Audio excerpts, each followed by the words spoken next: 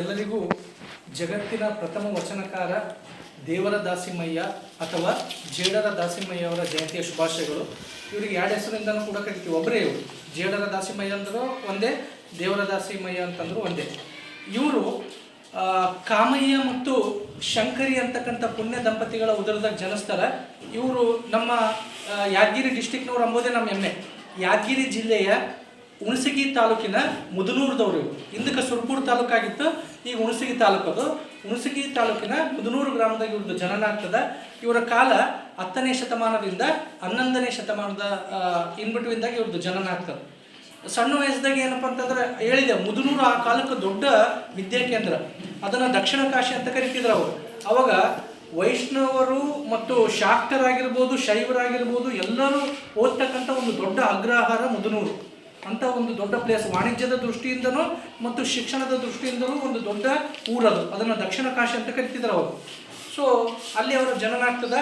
ಸಣ್ಣ ವಯಸ್ಸದಾಗ ಶೈವ ಗುರುಗಳಾಗಿರ್ತಕ್ಕಂಥ ಏನಪ್ಪ ಅಂತಂದ್ರೆ ಚಂದ್ರಗುಂಡ ಅಂತಕ್ಕಂಥ ಒಬ್ಬ ಶಿಕ್ಷಕರಲ್ಲಿ ಇವರ ಗುರುಕುಲ ಶಿಕ್ಷಣ ನಡೀತದೆ. ಆ ಗುರುಗಳಿಂದ ಅಪಾರ ಜ್ಞಾನವನ್ನು ಗಳಿಸ್ತಾರೆ, ಸಂಸ್ಕಾರವನ್ನು ಗಳಿಸ್ತಾರೆ. ಗುರುಗಳಿಗೆ ಅವಾಗೆ ವೈಜ್ಞಾನಿಕ ಪ್ರಜ್ಞೆ ಇತ್ತವ್ರಿಗೆ. ಪ್ರಶ್ನೆ ಮಾಡಲಾರ್ದೆ ಏನೂ ಇವರು ತಗೊಳ್ತಿದ್ದಿಲ್ಲ. ಗುರುಗಳಿಗೆ ಪ್ರಶ್ನೆ ಹಾಕಿ ತಮ್ಮ ಮನಸ್ಸಿಗೆ ಸರಿ ಅನ್ಸತನೂ ಕೂಡ ಬಿಡ್ತಿದ್ದಿಲ್ಲ. ಅಂಥ ಒಬ್ಬ ವೈಚಾರಿಕ ದೃಷ್ಟಿ ಉಳಿತಕ್ಕಂಥ ವೈಜ್ಞಾನಿಕ ಆದರ್ಶ ಪುರುಷ ಯಾರಪ್ಪ ಅಂತಂತಂದ್ರೆ ದಾಸಿಮಯ್ಯನವರು. ಸಣ್ಣ ವಯಸ್ಸದಾಗೆ ಎಲ್ಲ ವಿದ್ಯೆಗಳನ್ನು ಕಲ್ಕೊಂತಾರೆ. ನೆಕ್ಸ್ಟ್ ಬರ್ತಾ ವಯಸ್ಸಾದಗಳು ಇವರಿಗೆ ಒಬ್ಬ ಶರಣೆ, ಆಕೆ ಹೆಸರು ದುಗ್ಗಳೆ ಅಂತ ಶರಣೆಯ ಜೊತೆಗೆ ಇವರಿಗೆ ಮದುವೆ ಆಗ್ತದೆ. ಆಕೆ ಹೆಸರು ದುಗ್ಗಳೆ.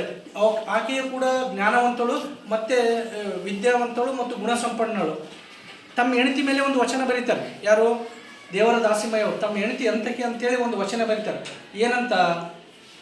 ಬಂದುದರಲ್ಲೇ ಬಳಸುವಳು, ಬಂದದ್ದನ್ನೇ ಪರಿಣಾಮಿಸುವಳು, ಬಂದು ಬಳಗವ ಮರೆಸುವಳು, ದುಗ್ಗಳೆಯನ್ನು ನಾನು ಪಡೆದು ಬದುಕಿದೆನು ಕಾಣ ರಾಮನಾಥ ಅಂತ ತಮ್ಮ ಹೆಂಡತಿಯನ್ನು ಹೊಗಳಿ ವಚನವನ್ನು ಬರೀತಾರೆ. ಇವರ ವಚನಗಳು ಬಹಳ ಸಿಂಪಲ್, ಜನರ ಮನಸ್ಸನ್ನು ಸೂರೆಗೊಳ್ಳತಕ್ಕಂಥ ವಚನಗಳು. ಬಹಳ ಸರಳ ಕನ್ನಡದಾಗ ಇವರು ವಚನಗಳನ್ನು ಬರೆದರು. ಹೇಳಿದೆ, ಜಗತ್ತಿನ ಮೊದಲ ವಚನಕಾರರು. 12ನೇ ಶತಮಾನದಾಗ ನಮ್ಗೆ ಬಸವಾದಿ ಶರಣರು ಬರ್ತಾರೆ.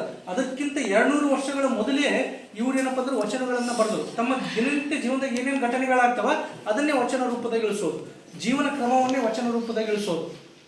ಇವರು ಶಿವಾನುಭವ ಗೋಷ್ಠಿಗಳನ್ನು ಮಾಡ್ತಿದ್ರು. ಆ ಕಾಲಕ್ಕೆ ಜನರನ್ನು ಕೂಡಿಸ್ಕೊಂಡು ಒಂದು ಕಡೆಗೆ ಅವರಿಗೆ ಉಪನ್ಯಾಸಗಳನ್ನು ಕೊಡೋದು, ಆಧ್ಯಾತ್ಮಿಕ ಭಾಷಣಗಳನ್ನು ಮಾಡೋದು. ಇದರಿಂದ ಜನರು ಇವ್ರನ್ನ ಶಿಕ್ಷಕರಂತಲೇ ಗುರುತಿಸಿದ್ರು. ಜನರ ಪಾಲಿಗರು ದೊಡ್ಡ ಗುರುವಾಗಿದ್ದರು ಆ ಕಾಲಕ್ಕೆ.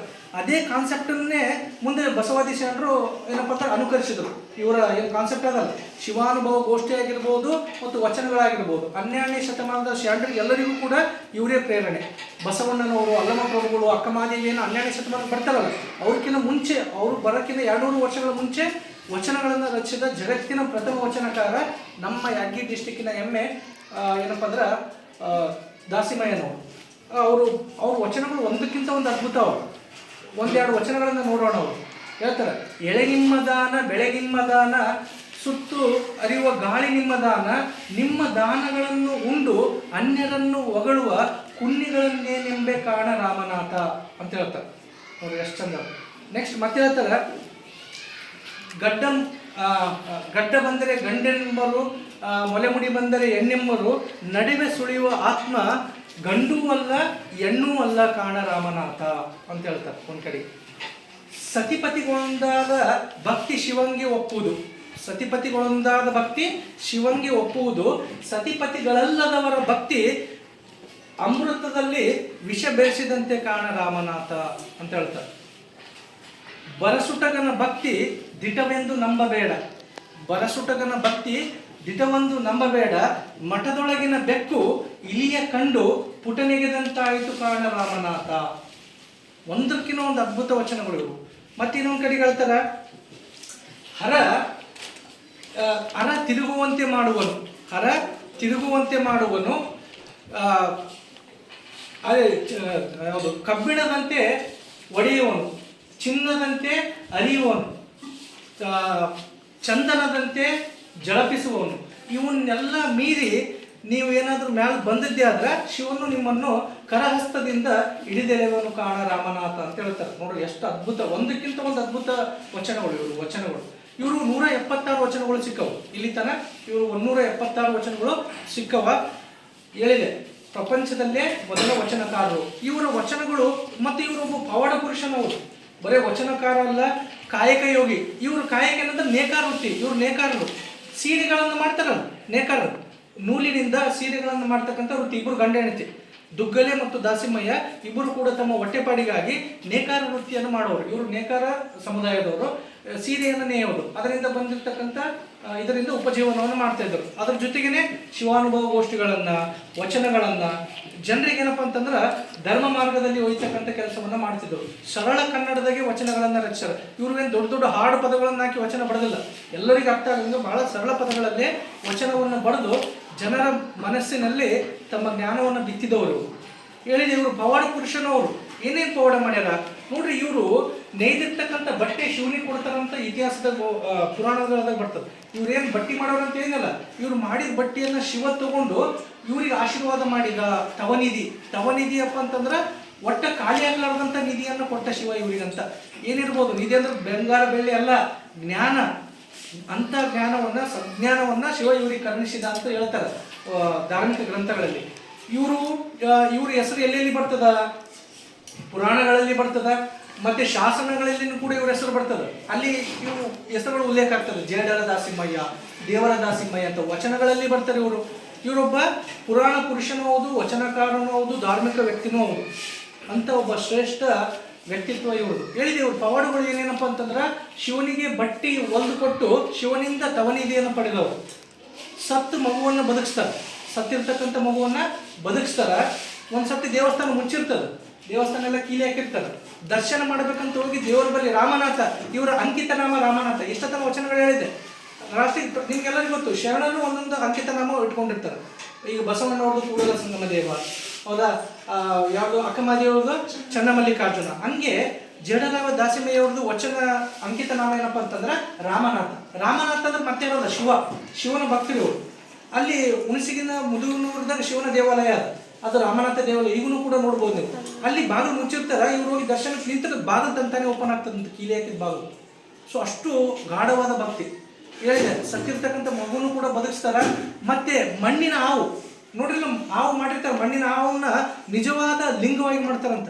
ಮಣ್ಣಿನ ಹಾವಿಗೆ ಇದು ಘಟಸರ್ಪವನ್ನು ಲಿಂಗವಾಗಿ ಮಾಡ್ತಾರೆ. ನಿಜವಾದ ಹಾವನ್ನ ಲಿಂಗ ರೂಪದಲ್ಲಿ ಕನ್ವರ್ಟ್ ಮಾಡ್ತಾರೆ. ಅಷ್ಟು ಏನಪ್ಪ ಅಂತಂದ್ರೆ ಪವಾಡ ಇರ್ತಕ್ಕಂಥ ಒಬ್ಬ ಪುರುಷ. ಸೊ ಇಷ್ಟು ಏನಪ್ಪ ಅಂದ್ರೆ ಇದ್ರೂ ಕೂಡ ಅವರು ಇವುಗಳನ್ನೆಲ್ಲ ಜನರ ಒಳಿತಿಗಾಗಿ ಬಳಸಿದ ಹೊರತು ತಮಗಾಗಿ ವೈಯಕ್ತಿಕವಾಗಿ ಎದಕ್ಕೂ ಬಳಸ್ಕೊಳ್ಳಿಲ್ಲ. ಇಷ್ಟೆಲ್ಲ ಇದ್ರೂ ಕೂಡ ಅವರು ನೆಚ್ಚಿದ್ದು ಭಕ್ತಿ ಮಾರ್ಗ. ಭಕ್ತಿಯಿಂದನೇ ಹೋಗ್ರಿ. ಅಷ್ಟೆಲ್ಲ ಪವಾಡಗಳು ಗೊತ್ತಿದ್ರು ಕೂಡ ಅವರು ದೇವರನ್ನು ನೆನೆರಿ, ಆಧ್ಯಾತ್ಮ ಮಾರ್ಗದಾಗ ಹೋಗ್ರಿ, ಕಾಯಕವನ್ನು ಬಿಡಬಾಡ್ರಿ. ಕಾಯಕ ಯೋಗಿಗಳು, ಕಾಯಕವೇ ಕೈಲಾಸ ಅಂತಕ್ಕಂಥ ನಂಬಿದವರು. ಕೊನೆತನೂ ಕೂಡ ತಮ್ಮ ನೇಕಾರಿಕ ವೃತ್ತಿ ಮಾಡ್ಕೊತಾನೆ ಜನರಿಗೆಲ್ಲ ಏನಪ್ಪ ಅಂದ್ರೆ ಆಧ್ಯಾತ್ಮದ ಮತ್ತು ವಚನಗಳ ಮೂಲಕ ಏನು ಅವರಲ್ಲಿರ್ತಕ್ಕಂಥ ಅಜ್ಞಾನವನ್ನು ಹೋಗಲಾಡಿಸಿದರು. ದೇವರ ದಾಸಿಮಯ್ಯನವರು ಹೇಳ್ತಾರೆ. ದೇವರ ದಾಸಿಮಯ್ಯನವ್ರದ್ದು ಮತ್ತೊಂದು ಕಡೆಗೆ ಬರ್ತದೆ. ಏನಪ್ಪ ಅಂತಂತಂದ್ರೆ ಇವರು ಹಿರಿಯರು, ಅವಾಗ ಹೇಳಿದೆ ಗುರುಗಳ ಬಳಿ ಅಪರ ವಿದ್ಯೆಗಳನ್ನು ಎಲ್ಲ ಕಲ್ತ್ಕೊಂಡು ಬಂದಿದ್ದರು. ನೆಕ್ಸ್ಟ್ ಹೇಳಿದೆ ನಮ್ಮ ಬಸವಣ್ಣನವರಿಗೆ ಮತ್ತು 12ನೇ ಶತಮಾನದ ಎಲ್ಲ ಶರಣರಿಗೂ ಕೂಡ ಇವರು ಪ್ರೇರಣೆ ಆಗಿದ್ದರು ಅಂತ ಒಬ್ಬ ಪುರುಷರು, ದೇವಾಂಗ ಜನಾಂಗದವರು. ಅದಕ್ಕೆ ಮಡಿವಾಳ ಮಾಚಿದೇವ ಒಂದು ಕಡೆ ಚಂದ ಹೇಳ್ತಾರೆ. ಇವ್ರು ಹೇಳಿದೆ ಶಿವನಿಂದ ಬಟ್ಟೆಯನ್ನು ತೊಗೊಂಡ್ರು ಅಂತ ಹೇಳಿದ್ನಲ್ಲ, ಹೊರವಾಗಿ ಬಟ್ಟೆಯನ್ನು ಕೊಟ್ಟು ಅವರಿಂದ ತವನಿಧಿ ತೊಗೊಂಡ್ರು. ಅದಕ್ಕೆ ಮಡಿವಾಳ ಮಾಚಿದೇವರು ತಮ್ಮ ನಿಷ್ಠೂರ ಮಾತಾಗಿ ಹೇಳ್ತಾರೆ, ಶಿವ ನಾವಂದ್ರೆ ಶಿವ ಅಂತಂದ್ರೆ ಶಿವಾಗ ಒಂದು ಜಾತಿ ಒಂದು ಇದನ್ನು ಕಟ್ಟಿಬಿಡ್ತೀವಿ. ಅದಕ್ಕೆ ಮಡಿವಾಳ ಮಾಚಿದೇವ ಭಾಳ ಚಂದ ಹೇಳ್ತಾರೆ. ಯಾರಿಗೆ ಬಟ್ಟೆ ತವನಿಧಿಯನ್ನು ಕೊಟ್ಟರು? ಜೇಡರ ದಾಸಿಮಯ್ಯವ್ರಿಗೆ ಕೊಟ್ಟರು. ದಾಸಿಮಯ್ಯ ನೇಕಾರ ವೃತ್ತಿಯವರು. ಅದಕ್ಕೆ ಏನು ಹೇಳ್ತಾರೆ, ಇವ್ರ ಬಳಿ ಯಾವುದೋ ಜನಿವಾರ ಇಲ್ಲ, ಇವ್ರ ಬಳಿ ದೊಡ್ಡ ದೊಡ್ಡ ಗ್ರಂಥಗಳಿಲ್ಲ. ಆದರೂ ಶಿವ ಇವ್ರಿಗೆ ಒಲ್ದ. ಶಿವ ಯಾರಿಗೆ ಒಲಿತಾನಪ್ಪ ಅಂದ್ರೆ ಶಿವ ಜಾತಿಗೆ ಒಲೆಯಲ್ಲ, ಶಿವ ಧರ್ಮಕ್ಕೆ ಒಲೆಯಲ್ಲ, ಶಿವ ಲಿಂಗಕ್ಕೆ ಒಲೆಯಲ್ಲ, ಶಿವ ಭಕ್ತಿಗೆ ಒಲಿತಾನ ಅಂತ ಹೇಳ್ತಾರೆ. ಯಾರು? ಮಡಿವಾಳ ಮಾಚಿದೇವರು. ಇವರ ಜೀವನವನ್ನು ನೋಡಿ. ಯಾಕಂದ್ರೆ ಇವ್ರ ಬಳಿ ದೊಡ್ಡ ದೊಡ್ಡ ಗ್ರಂಥಗಳು ಇದ್ದಿದ್ದಿಲ್ಲ, ಜನಿವಾರ ಇದ್ದಿಲ್ಲ. ಇವ್ರ ಜಾತಿ ಧರ್ಮ ಲಿಂಗ ಭೇದ ಎಲ್ಲಕ್ಕಿಂತ ದೊಡ್ಡವರು ಇವರು. ಅದಕ್ಕೆ ಶಿವ ಒಲಿತಾನ, ಶಿವ ಮುಗ್ಧರಿಗೆ ಒಲಿತಾನ. ಶಿವ ಮುಗ್ಧ ಮನಸ್ಸುಗಳಿಗೆ ಒಲಿತಾನಂತ ಮಡಿವಾಳ ಮಾಚಿದೇವರು ಇವರ ಜೀವನವನ್ನು ಕುರಿತು ಹೇಳ್ತಾರೆ. ಅದಕ್ಕೆ ಇವ್ರು ಹೇಳ್ತಾರೆ, ಎತ್ತಿನ ಮೇಲೆ ಕುಂತವನೊಬ್ಬನೇ ಕರ್ತ ಜಗದೊಡೆಯ ಅಂತ ಹೇಳ್ತಾರೆ. ಎತ್ತಿನ ಮೇಲೆ ಕುಂತ ಕರ್ತನೊಬ್ಬನೇ ಜಗತ್ತಿಗೆ ದೇವರು. ಎತ್ತಿನ ಮೇಲೆ ಯಾರು ಕುಂತಿರ್ತಾರ? ಶಿವ. ಎತ್ತು ಎದರ ಪ್ರತೀಕಪ್ಪ ಅಂತಂದ್ರೆ ಕಾಯಕದ ಪ್ರತೀಕ, ಕೆಲಸದ ಪ್ರತೀಕ. ಶಿವ ಅಂತಂದ್ರೆ ಕೆಲಸದ ಯಜಮಾನ. ಯಾರು ನೀವು ಕೆಲಸ ಮಾಡ್ತೀರಿ ಅವ್ರ ಜೊತೆ ಶಿವ ಇರ್ತಾನ ಅಂತ ಇದರ ಅರ್ಥ. ಎತ್ತಿನ ಮೇಲೆ ಕುಳಿತ ಕರ್ತನೊಬ್ಬನೇ ಜಗದ ದೇವರು ಅಂತ ಹೇಳ್ತಾರೆ. ಶಿವಗ ಈ ರೀತಿ ವರ್ಣಿಸ್ತಾರೆ. ಎಲ್ಲ ಧರ್ಮಗಳು ಒಂದನ್ನೇ ಹೇಳಿಕೊಡ್ತಾವ ಅಂತ ಹೇಳ್ತಾರೆ. ನೋಡ್ರಿ ಎಷ್ಟು ಸರ್ವಧರ್ಮ ಸಮನ್ವಯವ್ರು ಇವರೆಲ್ಲ. ಎಲ್ಲ ಧರ್ಮಗಳನ್ನು ಪ್ರೀತಿ ಮಾಡೋರು. ಇದು ನಮ್ಮ ಧರ್ಮ ದೊಡ್ಡದು, ನಿಮ್ಮ ಧರ್ಮ ದೊಡ್ಡದಂತ ಅಂತ ಸಂಕುಚಿತ ಮನೋಭಾವ ಇಲ್ಲ. ಎಲ್ಲ ಧರ್ಮ ಒಂದೇ ಹೇಳ್ತದೆ. ಎಲ್ಲ ಧರ್ಮ ಹೇಳಿದ್ನಲ್ಲ, ವೃತ್ತ ಇದ್ದಂಗೆ. ವೃತ್ತದ ನಡಬರ್ಕ ಪಾಯಿಂಟ್ಲಿಂದ ಎಲ್ಲ ಕಡೆ ಹೋಗಿ ಅಷ್ಟೇ ಡಿಸ್ಟೆನ್ಸ್ ಇರ್ತದೆ ಅಲ್ಲ, ರೇಡಿಯಸ್ ಇದ್ದಂಗೆ. ನೀನು 2 ಸೆಂಟಿಮೀಟರ್ ತೊಗೊಂಡ್ರೆ ಎಲ್ಲ ಕಡೆಗೆ 2 ಸೆಂಟಿಮೀಟರ್ ಇರ್ತದೆ. ಧರ್ಮಗಳು ಕೂಡ ಹಾಗೇನೆ. ಅದು ನೀವು ಹಿಂದೂ ಇರು, ಮುಸ್ಲಿಮ್ ಇರು, ಕ್ರಿಶ್ಚಿಯನ್ ಇರು, ಪಾರ್ಸಿರು, ಯಾರೇ ಇರು, ನೀವು ಹೋಗೋದು ಅಲ್ಲಿಗೆ.